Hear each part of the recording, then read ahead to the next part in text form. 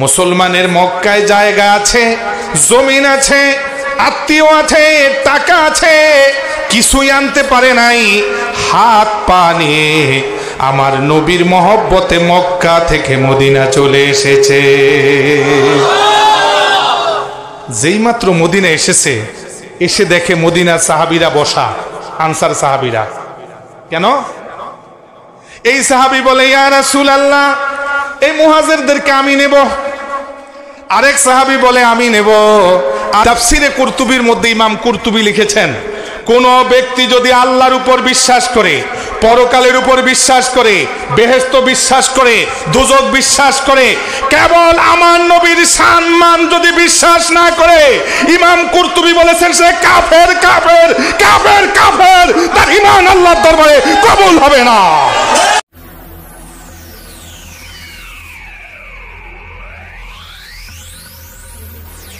মসজিদে উজু করতে গেলেন, তো উজু করতে গিয়ে দুইটা যুবককে ডাকলেন। এখন যে কথাটা বললাম লেখা আছে তানজিমুল আশতাতের মধ্যে।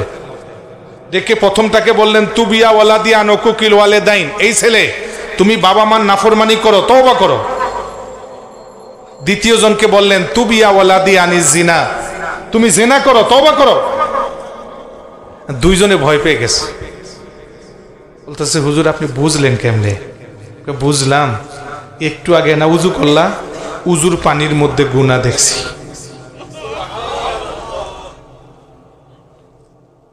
এই জন্য বান্দার যেই নেক আমল করতে কষ্ট বেশি, ওই নেক আমলের পারিশ্রমিক সওয়াব আল্লাহ তাআলা বেশি দান করেন। অতএব এই মাঠে প্রত্যেক দিনের মাহফিলের সওয়াব আর আজকের রাত্রের মাহফিলের সওয়াব এক সমান না। আমি এই জন্য ভাইদের কাছে আবার সংক্ষেপে জানতে চাই, সময় তো কম, আমাদের এই সামান্য একটু কষ্টের উসিলায় আল্লাহ তাআলা যদি আমাদের জিন্দিগির গুনাহ মাফ করে দেন, আমরা এই কষ্টটা করতে রাজি আছি না নাই? আওয়াজ সুন্দর হয় নাই, আবার বলি রাজি আছি না নাই? কে কে রাজি আছি আওয়াজ দিয়ে বলি আল্লাহু আকবার। আরো জোরে বলি।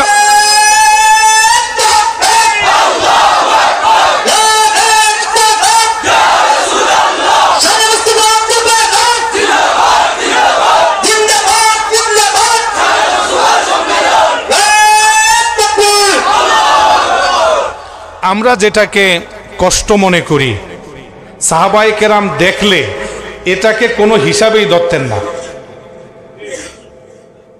বদরের যুদ্ধ শুরু হবে, সাহাবায়ে কেরাম রাসূল সাল্লাল্লাহু আলাইহি সাল্লামের কাছে হাজির। রাসূল সাল্লাল্লাহু আলাইহি ওয়াসাল্লাম বদরের ময়দানে সেজদায় চলে গেছেন। কোথায় চলে গেছেন? লেখা আছে কোথায়? বুখারী শরীফে।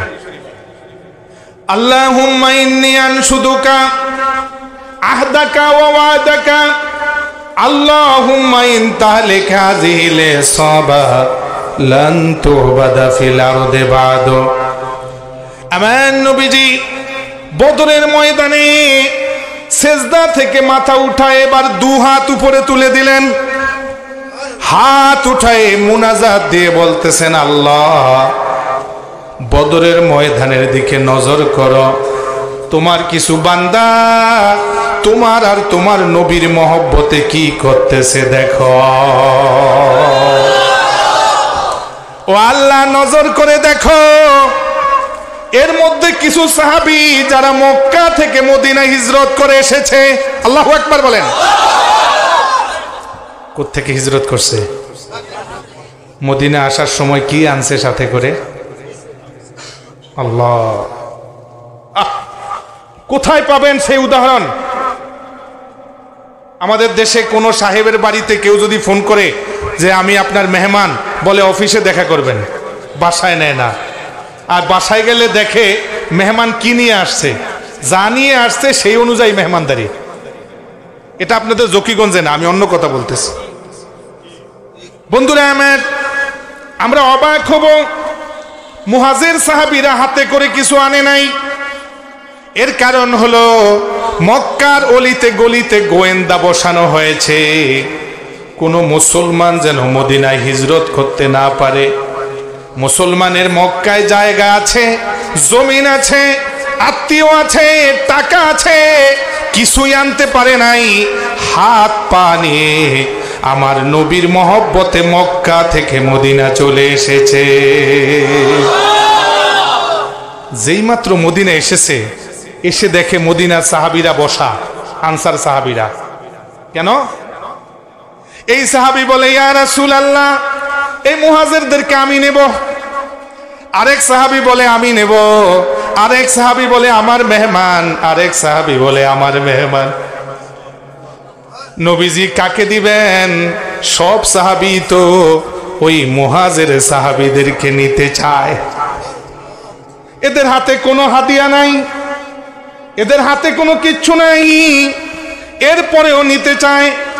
নবীজি বললেন, সাহাবীরা শুনো, আমার মুহাজির সাহাবীরা আমার মহব্বতে মদিনায় এসেছে, তাদের মেহমানদারি করতে হলে লটারি হবে, যার নাম উঠবে সে মেহমান নিতে পারবে। পৃথিবীর ইতিহাসে আর এমন কোথায় আছে? কে দেখাতে পারবে মেহমান নেওয়ার জন্য লটারি হয়? মুহাজির সাহাবীরা যখন তাদেরকে ভাগ করে আনসার সাহাবীরা নিয়ে গেলেন, এবার আনসার সাহাবীরা অস্থির হয়ে গেছে। মুহাজির সাহাবীদেরকে খেজুর গাছ দিয়ে দিবে, জায়গা দিয়ে দিবে, জমিন দিয়ে দিবে, ঘর দিয়ে দিবে। দৌড়ায় আসছে, ইয়া রাসূলুল্লাহ, মুহাজির সাহাবীদের মনটা ছোট, আমাদের ঘরে বসে বসে তারা খায়। ইয়া রাসূলুল্লাহ, তাদের মন ছোট থাকলে আমাদের ভালো লাগে না, আপনি যদি অনুমতি দেন আমরা তাদেরকে ঘরের মালিক বানায় দিব, জায়গার মালিক বানায় দিব, বাগানের মালিক বানায় দিব, খেজুর গাছের মালিক বানায় দিব। আমাদের মতো মালিক হয়ে মদিনার জমিনে তারা চলবে। রাসূল সাল্লাল্লাহু আলাইহি ওয়াসাল্লাম আনসার সাহাবীদেরকে জিজ্ঞেস করলেন, তোমরা কি বলো? মুহাজির সাহাবীদেরকে জিজ্ঞেস করলেন। মুহাজিররা বলে, ইয়া রাসূলুল্লাহ, ওরা মেহমানদারি করেছে অনেক কিছু, আমরা ওদের জায়গা নেব না, খেজুর বাগান নেব না, ঘর নেব না, কিচ্ছু নেব না। আল্লাহর রাসূল বললেন, আমি ফয়সালা করে দেই, জায়গা ওদের, শ্রম তোমাদের। তোমরা ওদের ক্ষেতের মধ্যে কাজ করবে, ফসল যা হবে জমিনের মালিক হিসাবে তারা একটা অংশ পাবে, আর পরিশ্রম দেওয়ার কারণে তোমরা আর একটা অংশ পাবে। এভাবে রাসূল সাল্লাল্লাহু আলাইহি ওয়াসাল্লাম তাদের মধ্যে ফয়সালা করে দিলেন। আমি যে কথাটা বলতেছিলাম, এবার বদরের যুদ্ধের সময় আমার নবীজি হাত উঠায়ে দোয়া করতেছেন। আল্লাহু আকবার বলেন। হাত উঠায় না হাত নামায়? হাত উঠায়ে দোয়া করতেছেন, আল্লাহ বদরের ময়দানের দিকে নজর করেন, আপনার কিছু আশেক, আপনার নবীর কিছু আশেকদের দিকে দেখেন নজর করে। এরা ঘর ছেড়ে দিয়ে এসেছে, জমিন ছেড়ে দিয়ে এসেছে, টাকা রেখে এসেছে, পোশাক রেখে এসেছে, আত্মীয় রেখে এসেছে, সব কিছু রেখে এসেছে। আল্লাহ আজকে জীবনের মায়া ছেড়ে দিয়ে বদরের ময়দানে হাজির হয়েছে। ও আল্লাহ, আপনি নজর করে দেখেন, রমাদান মাস রোজা রাখা অবস্থায় এসেছে, এদের পায়ের মধ্যে বুট জুতা নাই, এদের হাতের মধ্যে তরবারি নাই, পেটের মধ্যে খাবার নাই, পেটটা পিঠের সাথে লেগে আছে। ও আল্লাহ, নজর করেন। আল্লাহু আকবার বলেন তো, সেই কষ্টটা কেমন ছিল? আল্লাহ আপনি নজর করেন। কে দোয়া করতেছে? রাসূল সাল্লাল্লাহু আলাইহি ওয়াসাল্লাম দোয়া করতেছেন, আর আবু বকর সিদ্দিক রাদিয়াল্লাহু তাআলা আনহু দৌড়ায় আসছেন বুখারী শরীফ। এসে নবীজির হাত ধরে বলতেছে, হুজুর মুনাজাত শেষ করেন, দোয়া কবুল হয়েছে। দোয়া করতেছেন কে? আর কবুল হয়েছে বলতেছে কে? আশ্চর্য কথা। ফাখাযা আবু বকরিন বিয়াদিহি, বুখারী শরীফ দ্বিতীয় খণ্ড কিতাবুল মাগাজি। ফাখাযা আবু বকরিন বিয়াদিহি, হযরতে আবু বকর রাদিয়াল্লাহু তাআলা আনহু দয়াল নবীর হাত মুবারকের মধ্যে ধরে বলতেছেন, ইয়া রাসূলুল্লাহ, মুনাজাত দিয়ে আর কাঁদবেন না, কারণ ইতিমধ্যে আপনার দোয়া কবুল হয়ে গেছে। আজকের বদরের ময়দানে যত বড় পালোয়ান, যত বড় শক্তিশালী, যত অস্ত্র শস্ত্রে সজ্জিত লোক আসুক, এদের পালানো ছাড়া, দৌড়ান ছাড়া এই ময়দানে ওদের জায়গা হবে না। হযরতে আবু বকর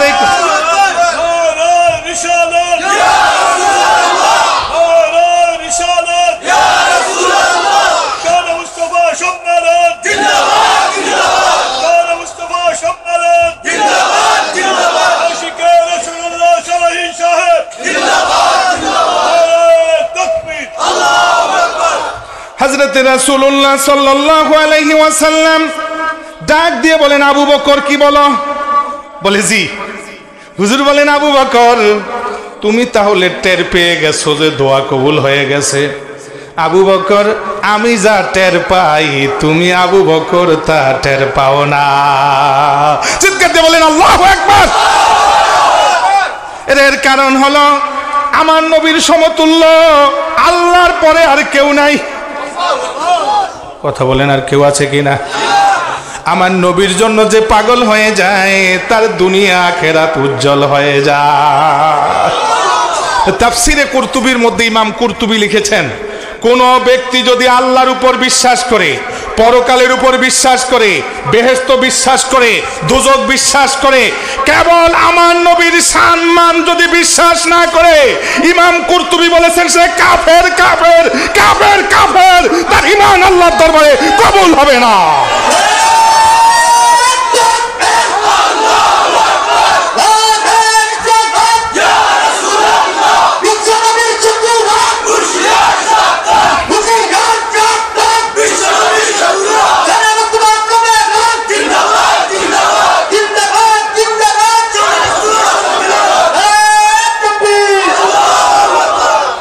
ভাইদের সামনে বলতেছিলাম, আমি বদরের আলোচনার দিকে আসতেছি, যে আয়াত আমি তেলাওয়াত করেছি, আল্লাহ তাআলা বলতেছেন ওয়ারাফানা লাকা যিকরাক, হাবিব আপনার মর্যাদা আমি উপরে উঠাইতেছি। এটা সানাউল্লাহ পানিপতি রহমতুল্লাহ আলাই এই আয়াতের ব্যাখ্যা করতে গিয়ে বলেছেন, খুদা মদহে আফরি মুস্তফা বস মোহাম্মদ হামেদে হামদ খোদা বস। এই পৃথিবীর মানুষের শক্তি নাই আমার নবীর প্রশংসা বর্ণনা করে শেষ করতে পারবে না। আমার নবীর প্রশংসা একমাত্র একজনই করতে পারবে, তিনি হলেন আমার আল্লাহ রব্বুল আলামিন। আর কেউ পারবে না। আল্লাহু আকবার। প্রশংসা করবে কিন্তু সিকি পরিমাণও করা হবে না। আমরা এরপরও শানে মুস্তাফা কেন বলি? আমরা এই জন্য করি যে হে নবী, আপনার প্রশংসা যারা করে তাদের কাতারে একটা নাম লেখাতে চাই, হাজিরার মধ্যে একটা নাম উঠাতে চাই। আমরা জানি আপনার প্রশংসা করার মতো যোগ্যতা, সেই ক্যাপাসিটি, সেই জ্ঞান, সেই বুদ্ধি, সেই ইশক, সেই মহব্বত আমাদের নেই। কষ্ট হচ্ছে নাকি আপনাদের? ভাইদের সামনে কথা বলতেছিলাম, এই জন্য আল্লাহ রাব্বুল আলামিন জিবরাইল পাঠিয়ে দিয়েছে। জিবরাইল আমিন এসে বলে, ইয়া রাসূলুল্লাহ, আল্লাহ যে আয়াত নাজিল করলেন ওয়ারাফানা লাকা যিকরাক, আপনার মর্যাদা আল্লাহ অনেক উপরে উঠাইছেন, এটা কি আপনি জানেন যে কতটুকু উঠাইছেন? নবীজি বলেন, ভাই জিবরাইল আপনি বলেন। জিবরাইল বলে, ইয়া রাসূলুল্লাহ, আল্লাহর নাম যেখানে উচ্চারণ হবে আপনার নামও সেখানে।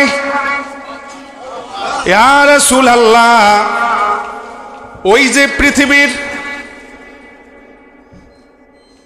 এক প্রান্ত থেকে যদি শুরু করা হয়, ইন্দোনেশিয়া থেকে যদি আপনি ফজরের নামাজ ধরেন, যেতে যেতে আমেরিকা পর্যন্ত গিয়ে দেখবেন এশার আজান হইতেছে। ইয়া রাসূলুল্লাহ, এমন কোন মুহূর্ত নাই যেই মুহূর্তে মুয়াজ্জিন আশহাদু আল্লা ইলাহা ইল্লাল্লাহ বলার পর ওয়া আশহাদু আন্না মুহাম্মাদার রাসূলুল্লাহ বলে না। ইয়া রাসূলুল্লাহ, 24 ঘন্টা আপনার প্রশংসা চলছে। আজানের মধ্যে আশহাদু আন্না মুহাম্মাদার রাসূলুল্লাহ, একামতের মধ্যে আশহাদু আন্না মুহাম্মাদার রাসূলুল্লাহ, আত্তাহিয়াতুর মধ্যে ওয়া আশহাদু আন্না মুহাম্মাদান আবদুহু ওয়া রাসূলুহু। ইয়া রাসূলুল্লাহ, জুমার খুতবার মধ্যে আপনার নাম, মিম্বরে আপনার নাম, খুতবার মধ্যে আপনার নাম, বক্তৃতার মধ্যে আপনার নাম, এমন কোন মুহূর্ত নেই আপনার নাম কোথাও উচ্চারণ হয় না। এই পৃথিবীর মধ্যে আপনি ছাড়া আর কেউ নাই যার নাম এত বেশি উচ্চারণ হচ্ছে, এরপরেও আল্লাহ তাআলা ক্ষান্ত হয় না। আল্লাহ বলেন, হাবিব, এই জমিনের সব মানুষ বলার পরেও আমি আল্লাহ এখনো খুশি হতে পারি না। ইয়া রাসূলুল্লাহ, এই জমিনে আপনার নাম প্রচার হওয়ার পর আপনার নামের ব্যবস্থা করেছি আমি প্রথম আকাশে, ব্যবস্থা করেছি দ্বিতীয় আকাশে, ব্যবস্থা করেছি তৃতীয় আকাশে, ব্যবস্থা করেছি সপ্তম আকাশে, ব্যবস্থা করেছি বেহেশতের মধ্যে, ব্যবস্থা করেছি আমার আরশে আজিমের মধ্যে, ব্যবস্থা করেছি জান্নাতুল মুআল্লা, জান্নাতুল বাকি, ব্যবস্থা করেছি বাইতুল মামুরের মধ্যে সহ আমার সৃষ্টি জগৎ যতখানে আছে ততখানে আপনার নাম ছড়ায়ে দিয়েছি। এই কথাটাকে একটু সংক্ষেপে আমার বলতে হবে বলে আমি বদরের আলোচনায় চলে যাব। আসলে আমি যা টার্গেট করেছি কিছুই আজকে বলা যাবে না, পরিস্থিতির কারণে কোনো রকম কয়েকটা কথা বলতেছি। আপনাদের কষ্ট হচ্ছে না তো? ভাষা তো বুঝতেছেন? সেটা হলো, ভাইদের সামনে কথা বলতেছিলাম, দুইটা শব্দ আমার সাথে বলতে হবে। একজন যখন আরেকজনকে ভালোবাসে, আরবিতে দুইটা নাম। কয়টা নাম? একটা হলো মাজজুব, আরেকটা সালেক। বলা যাবে? কি কি বলছি? মাজজুব, সালেক। আবার বলেন কি কি? মাজজুব আর সালেক। সালেক হইল, দোস্ত তোমার সাথে আমার কথা আছে। দোস্ত এই নেও আমার ভিজিটিং কার্ড, আমার বাড়িতে আসো, কথা হবে। আর মাজজুব, দোস্ত তোমার সাথে কথা আছে, তাহলে কথা যদি থাকে আমার গাড়িতে উঠো, আমার সাথে চলো, আমার বাড়িতে কথা হবে। কয়টা কথা বললাম বন্ধুরা? আমার হযরতে মূসা আলাইহিস সালাম ডাক দিয়ে বলে, আল্লাহ আমি আপনার সাথে কথা বলবো। আল্লাহ বলেন, মূসা রে আমার বাড়িতে আসো, আমার ঠিকানাটা নাও, আমার বাড়িতে ছাড়া আমার সাথে কথা হবে না। হযরতে মূসা বলেন, আল্লাহ আপনার বাড়ি কোথায়? আল্লাহ বলেন, মূসা তুর পাহাড়ের তুয়া উপত্যকায় আসো। ও মূসা, তুয়া উপত্যকায় এসে তুমি যখন আমাকে ডাক দিবে, আমি আল্লাহ তোমার সাথে কথা বলতে রাজি আছি।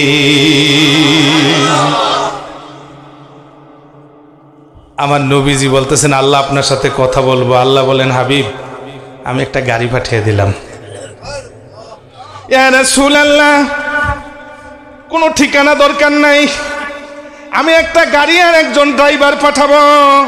ওই গাড়ির উপরে বসে সোজা কোনো পাহাড়ে নয়, পর্বতে নয়, 7টা আকাশ পার হয়ে সিদরাতুল মুনতাহা ছেদ করে আরশে আজিমের কাছে চলে আসেন, দুইজনে কথা বলবো। চিৎকার দিয়ে বলেন আল্লাহু আকবার, আরো জোরে বলেন আল্লাহু আকবার। আমার নবীর কি শান আপনি আলোচনা করবেন, সময় তো অতি কম। শুধু আমার নবীজির থুতু মোবারক নিয়ে যদি আলোচনা করেন শেষ করা যাবে না। এর সব নবীদের অবস্থা, নবীদের থুতুর অনেক দাম।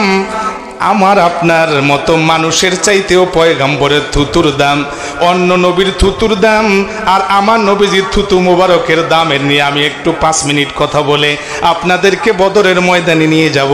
আপনারা আরো আধা ঘন্টা থাকতে রাজি আছেন না নাই? আধা ঘন্টা রাজি আছেন না ইনশাআল্লাহ? আচ্ছা, না না এর বেশি না, আরেকজন বক্তা আছে, এজন্য সংক্ষেপে আপনাদের সাথে কথা। আমি জানতে চাই, আপনারা কথা বলবেন, আপনারা কি ফেরাউনের নাম শুনছেন?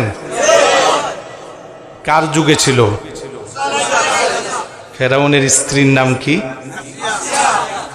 আসিয়া একদিন ডাক দিয়ে ফেরাউনকে বলতেছে যে, ফেরাউন কয় কি? কয় তুমি নাকি খোদা? কয় হ। কয় না না তুমি খোদা না, তুমি হইছো হুদা। কয় কেন? দেখো না, আপনারা বলেন না ফেরাউনের সন্তান ছিল কয়জন? কষ্ট হয়? ফেরাউনের সন্তান ছিল কয়জন? আরো জোরে, কয়জন? ছেলে না মেয়ে? মেয়ে। ছেলে না মেয়ে? মেয়ে। একটা মেয়ে ছিল, আর কোনো সন্তান ছিল না। আল্লাহু আকবার! কত আলোচনা এখানে, সময় তো নাই। আমার আল্লাহ কোরআন শরীফের মধ্যে বলেন, ইয়াহাবু লিমান ইয়াশাউ ইনাসা ওয়া ইয়াহাবু লিমান ইয়াশাউ যুকুর আও ইউযাওয়িজুহুম যুকরানা ওয়া ইনাসা ওয়া ইয়াজআলু মান ইয়াশাউ আকীমা। চিৎকার দিয়ে বলেন আল্লাহু আকবার! আল্লাহ যাকে ইচ্ছা ছেলে দেন, যাকে ইচ্ছা মেয়ে দেন। যাকে ইচ্ছা ছেলেও দেন, মেয়েও দেন। যাকে ইচ্ছা ছেলেও দেন না, মেয়েও দেন না। এটা কার ইচ্ছা? আবার বলেন, কার ইচ্ছা? বাংলাদেশের এক সময়ের এক প্রভাবশালী মন্ত্রী, নাম বললাম না, ছেলেও নাই মেয়েও নাই, আন্দোলন করে আনতেও পারে না, কারণ দেওয়ার মালিক কে? আওয়াজ দিয়ে বলেন, কে? ফেরাউনের আছে একটা মেয়ে, ছেলে, আবার সেই মেয়েটা কুষ্ঠ রোগে আক্রান্ত। কোন রোগে?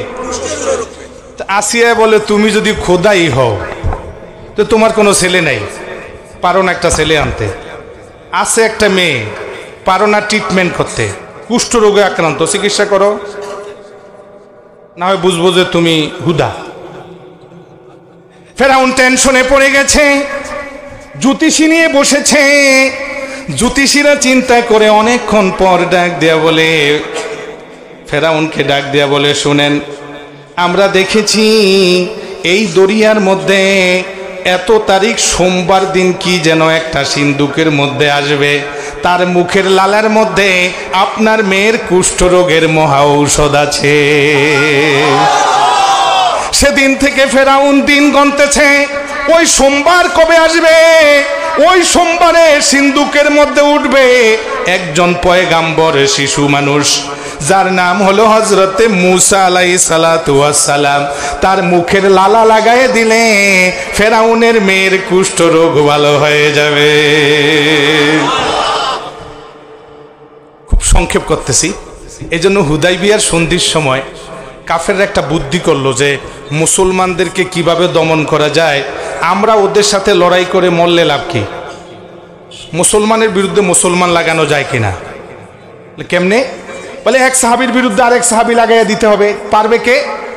একটা লোকে পারবে, সে হলো মক্কার মধ্যে সবচাইতে তার মুখের মধ্যে শক্তি বেশি, অর্থাৎ লাসান, সে খুব কথা জানে, তার নাম হলো উরওয়া ইবনে মাসউদ। আপনারা একটু কষ্ট করে কথা বলেন, কি নাম? উরওয়া ইবনে মাসউদ। একে মক্কা থেকে রাষ্ট্রদূত হিসাবে তৎকালীন পরাশক্তি রোম দেশে পাঠানো হয়েছে। তাকে পাঠানো হয়েছিল আবিসিনিয়ায়, তাকে পাঠানো হয়েছিল পারস্য, অর্থাৎ মক্কার মানুষের মুখপত্র হিসাবে একটা লোক কথা বলতো, তর্কবাগিস, যার মুখের কথার মধ্যে খুব ধার। এই লোকটার নাম হলো উরওয়া ইবনে মাসউদ। কি নাম? কথা বললে যেন কাঁচা কলা পেকে যায়।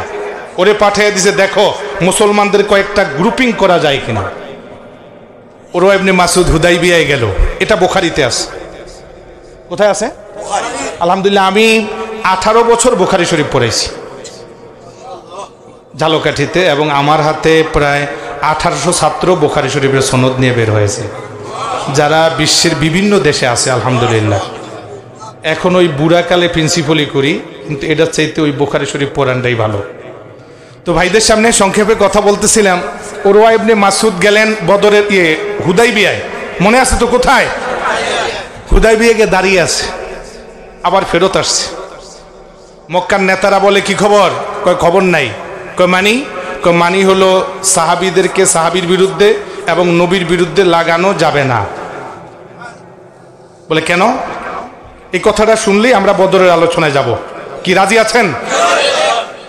বুখারী শরীফ, উরওয়া ইবনে মাসউদ বলে, শোনো, ওয়াল্লাহি লাকাদ ওয়াফাতু আলা কায়সার ওয়া কিসরা ওয়ান নাজাশি ওয়াল্লাহি ইন রাআইতু মালাকান ইউআজ্জিমুহু মা ইউআজ্জিমু আসহাবু মুহাম্মাদিন মুহাম্মাদা।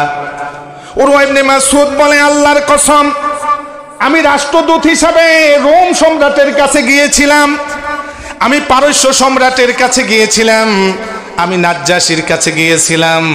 আল্লাহর কসম, পৃথিবীর কোন রাজা বাদশাকে তার অধীনস্থ লোকেরা এতটা ইজ্জত আর সম্মান দেয় না যতটা সম্মান দেয় ওই নবীর সাহাবীরা নবীজিকে। বলে কেমনে? উরওয়া ইবনে মাসউদ বলে, শোনো, সম্মানের কি দেখেছ? ওয়াল্লাহি ইন তানাক্কামা রাসূলুল্লাহি নুখামা, আল্লাহর কসম, এই নবী যদি থুতু নিক্ষেপ করে, কপ ফালায়, সেপ ফালায়, আল্লাহর কসম নবীজির থুতু মাটিতে পড়তে পারে না। আল্লাহর কসম, ইল্লা ওয়াকাত ফি কাফি আহাদিম মিনহুম ফায়ারফা দালাকা বিহা ওয়াজহাহু ওয়া জিলদাহু, ওই থুতু মাটিতে পড়ার আগে কোনো না কোনো সাহাবী হাতে নেয়, বরকতের জন্য গায়ের মধ্যে মালিশ করে, বরকতের জন্য মুখের মধ্যে মালিশ করে। আল্লাহর কসম, এমন অবস্থা আমি এই পৃথিবীর আরো কোনো দরবারে কোনোদিন দেখি না। বন্ধুরা আমার, আমি বলি, ও উরওয়া ইবনে মাসউদ, তুমি কি দেখেছো? তুমি কি জানো আমার নবীর থুতু মুবারকের মধ্যে কি আছে? সাহাবীরা তো নজর করে দেখেছে, যদি কোনো পুকুরের মধ্যে, কোনো নহরের মধ্যে, কোনো ঝর্ণার মধ্যে আমার নবীজি এক ফোঁটা থুতু নিক্ষেপ করেছে, সাথে সাথে পানি উতলে উঠে মেশকের গ্রান বের হয়েছে, পানিটা পরিষ্কার হয়ে গেছে, সেটা আর সাধারণ পানি নাই, সেটা অসাধারণ পানিতে পরিণত হয়েছে। কষ্ট হয় নাকি? আপনারা শুনেছেন নবীজিকে মেরাজে নেওয়ার আগে কি হয়েছিল? অপারেশন হয় নাই? সিনা সাক। কথা বলেন, এটাকে কি বলে? কষ্ট হয় নাকি আপনাদের? আপনারা শুনেছেন এই পৃথিবীর ডাক্তারদেরকে অপারেশনের থিওরি যিনি দেখায়েছেন তিনি হলেন মুহাম্মাদুর রাসূলুল্লাহ সাল্লাল্লাহু আলাইহি ওয়াসাল্লাম। খুব সংক্ষেপে বলতেছি, কয়টা থিওরি দেখায়েছেন? আওয়াজ দিয়ে বলেন, কয়টা? একটা হলো অ্যানেস্থেসিয়া, আর একটা হলো প্যারালাইজড। অপারেশনের আগে যাকে অপারেশন করা হবে তাকে ঘুমের মধ্যে রাখা, সে অজ্ঞান, অপারেশন শেষ হওয়ার পর সে সজাগ, এটাকে বলে অ্যানেস্থেসিয়া। আর যাকে অপারেশন করা হবে সে সজাগ, অপারেশনের জায়গাটাকে প্যারালাইজড করা হয়েছে, ওখানে কোনো বোধ নাই, এটা হলো দ্বিতীয় পদ্ধতি। কথা বলেন ঠিক কিনা? আমার নবীজি ১৫০০ বছর আগে জানাইয়ে দিলেন, এই পৃথিবীর ডাক্তারেরা আজকের দিনে যে অ্যানেস্থেসিয়া রোগীকে অজ্ঞান করে দেয়, এই কাজটা সর্বপ্রথম যার মাধ্যমে হয়েছিল তিনি হলেন আবুল বাশার আদম আলাইহিস সালাতু ওয়াস সালাম। হযরতে আদমকে তৈরি করে আল্লাহ বেহেশতে দিলেন। কোথায় দিলেন? আদম আলাইহিস সালাম বেহেশতে। কিন্তু তার ভালো লাগতেছে না। আমি কিন্তু কথা বলবো আর আধা ঘন্টা, আপনারা অস্থির হয়েন না। বেহেশতের মধ্যে ভালো লাগতেছে না। কেন ভালো লাগতেছে না? একজন